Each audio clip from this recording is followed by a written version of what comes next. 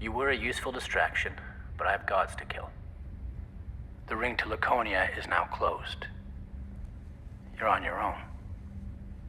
Hoi dang, bout to load up. Hey guys, Pete here. Today I'm going to talk about the Expanse character Winston Duarte. Duarte played a large role in the Free Navy conflict, and now that Season 6 has come to a close, I've had a lot of questions about his motivations and his plans for Laconia. You probably know that there are 3 more novels in the Expanse series that happen after the events of Season 6, and I will be drawing on some things that become apparent about the character as the story goes on, but I won't be explaining how his story ends in this video. So for your spoiler warning, I'll be focusing on what was in the show and in the first 6 books, plus the novellas Strange Dogs and the Vital Abyss, with light big picture spoilers for the final trilogy. And with that out of the way, let's get into it. Winston Duarte makes his first appearance in the 5th Expanse novel Nemesis Games. Alex is back on Mars before the rocks hit Earth, and he's helping Bobbie look into some missing Martian ships. He goes looking for answers, utilizing his connections from his time in the Navy, and he ends up in this guy Duarte's office. He is a commander working as an aide to an admiral, and this mostly serves to introduce the character who seems insignificant at the time but turns out to be important much later. He is working behind the scenes to put together the Breakaway Fleet, while also providing ships to the Free Navy, but he doesn't play an active role in the rest of the book. In the show, Alex meets Sauveterre instead as a way to introduce that character so you know who he is when he disappears while transiting the ring at the end of the season. It makes sense because you don't have to cast someone to play one scene as Duarte in the show, and in the book, Sauveterre just shows up in the epilogue to give you some details about what they're doing as the barkeep gets eaten by the ring. They do tease Duarte in Bobbie's storyline. At the end of Season 4, we see his name on her hand terminal, and in Season 5, she knows someone's above Sauveterre, but he isn't revealed as the leader of this movement until the very end. In the Season 5 finale, Sauveterre congratulates Marco on his behalf for taking control of the ring space in Medina Station. He refers to him as Admiral Duarte, which is a rank he never achieved in the MCRN.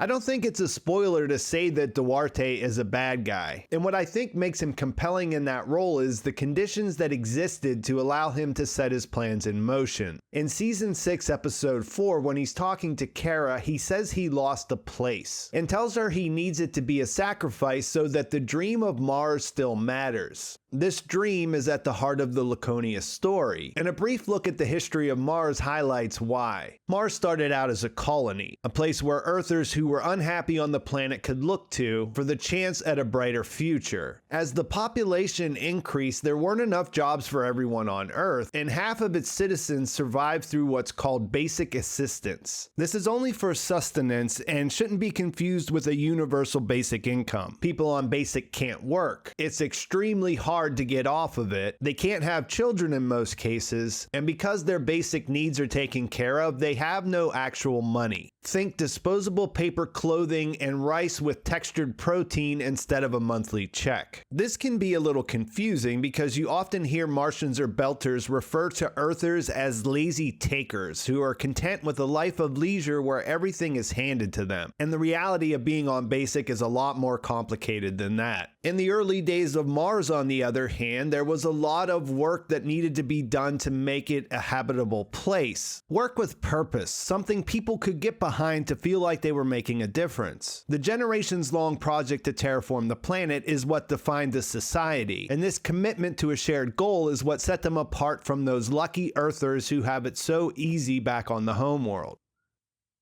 As Mars developed, they wanted to become independent, and were able to achieve that when a Martian named Solomon Epstein invented a new type of fusion drive. This is what made it possible to colonize the belt and the planetary systems beyond the inner planets, and Earth agreed to grant Mars independence in exchange for access to this technology. The Democratic Mars Congressional Republic was formed, and became the second superpower in Sol system. Their population is only a fraction of Earth, so they focused on military strength and tech back to even the scales. They prided themselves on their ability to do more with less and fostered a culture of extreme efficiency. This is the Mars that characters like Alex Kamal, Bobbie Draper, and Winston Duarte were born into. They saw themselves as the descendants of the best and brightest from Earth who relocated to a dead rock with the intention to turn it into a paradise. They saw this as the greatest engineering project in human history, and nearly every person on Mars was involved with it in one way or another. Each passing generation grew more accustomed to living under domes and lost some of the enthusiasm of their predecessors, but the project was still what held their culture together, and it was the thing that defined the dream of Mars. Things started to fall apart when the ring gates opened, with nearly 1,400 new systems to explore, most of which having planets with breathable atmospheres. The terraforming project no longer made sense. Why work towards a project that won't be completed in your lifetime when you can go somewhere new and get started right now? In the same way that Belters looked at the future and saw they weren't in it, Martians looked at it and saw that their dream was dead. This led to a significant portion of the Martian population leaving Mars and left career military men and women with an uncertain future.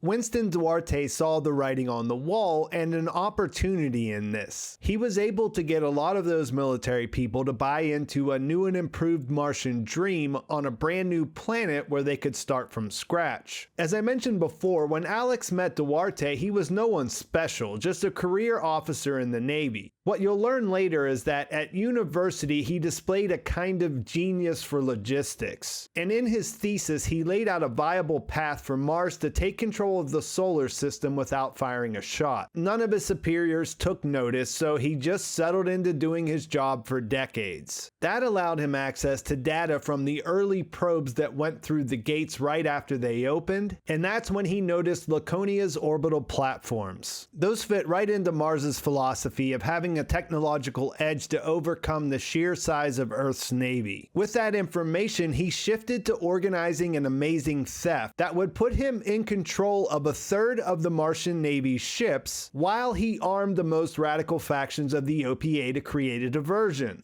He knew from the beginning that the ring gates opening would change everything, and believed that the path to power would involve utilizing the protomolecule and its creator's technology. He believed if he didn't do it, someone else would, and knew that he wouldn't be able to break away and put his plan in motion if Earth and Mars navies weren't completely distracted. He worked with his conspirators to cover up the findings about Laconia. They kept that information from the rest of the Martian government and military, banking on the idea that having exclusive access to this particular gate builder tech would allow them to leave the other powers behind. They armed the Free Navy, and when Marco threw his rocks at Earth, that ensured that they would have to spend generations on a recovery, working just to get themselves back to the place they were in before the attacks. That would provide time for the new Laconian society to build themselves up. That's where they are at the end of Season 6. They made it to Laconia with enough ships and personnel to get themselves started. Bringing the protomolecule sample worked to reactivate the gate builder tech, as seen with the orbital platforms turning back on and the strange dogs coming out of the woods to reanimate Zan after he died. And having Cortazar there will help them understand how to use it to realize their goals. We saw that when he told Duarte that he had received a coherent reply pattern. So what are these crazy ex-Martians trying to do? Duarte's early success is directly related to the unique conditions Martians found themselves in after the gold rush started for everyone to head through the gates and stake their claim. People were worried about the future, and he had a plan. With the orbital platforms turned on and the inner planets occupied with pressing problems closer to home, things are falling into place. When they announced the closing of the Laconia ring, you see that his background in logistics paid off, since that's an indication that they're in a position to be self-sufficient. Cutting off trade, even with the belt and other colonies beyond the rings, means they have everything they need to get started. The big plan they have is presented as a mystery. You don't really put all the pieces together until about the 8th book, but the show did adapt 2 of the scenes that are important as far as planting seeds for the reveal that'll come later. In Season 5, there's a conversation between Sauveterre and Babbage about her breaking the dress code by wearing a bracelet with her uniform. He makes the point that what they're doing changes things, and that on Laconia there won't be a civilian world to cushion them if they fall. Dishonorable discharge will be a bullet or worse. And you hear some of this in the final season when the Laconians are talking about the driver getting the firing squad even though Zan's death was an accident. On the bar, Keith Babbage says, "We have to be more pure now than Mars ever was. One mind, one cause." And that's pretty much it in a nutshell. The Laconians believe that the Martian government failed its people when the ring gates opened, and they believe that the problem can be solved by a military government built on discipline and dedication to the cause. Everyone working towards a common goal, in the same way that Martians work together, trying to turn their planet into a paradise. Duarte understands the importance of a strong leader in that structure, and in season 6 you hear that in his conversation with Cara at Zan's wake. He reinforces the idea that the opening of the ring gates killed the dream of Mars in relation to the terraforming project. He says that he wants to make that a sacrifice so that that dream still matters.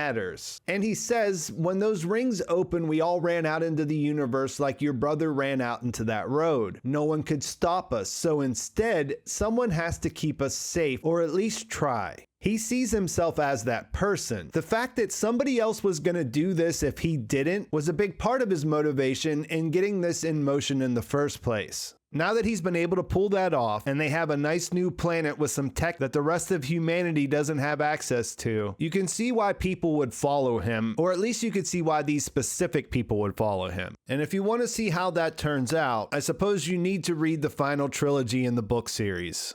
He's an interesting leader that emerges in a period of this imagined future where it makes sense. He wasn't wrong in thinking that things would never be the same after the ring gates opened, or that someone else would try to use the protomolecule if they didn't. He believes that a strict military dictatorship is the best form of government, because he believes he could be the right benevolent ruler to guide it. Some of his points are sound on their own. A society working together for a common goal, the end of tribalism, the end of the factions that divided humanity and Sol system. Plus, you can't really argue with the potential of the protomolecule. By the end of season 6, advancements are happening that weren't possible before it was discovered. This might lead to Earth's food crisis being solved through Prax's research, and so he's not crazy to think that using it will give him the technological advantage his much smaller military would need. The show did a great job of conveying his strange charisma as well. He comes off as really having things figured out and competent enough to fix history. It doesn't change the fact that he's a bad guy, but it does probably mean that some teenager somewhere will write a post or an essay on why Duarte was right, actually.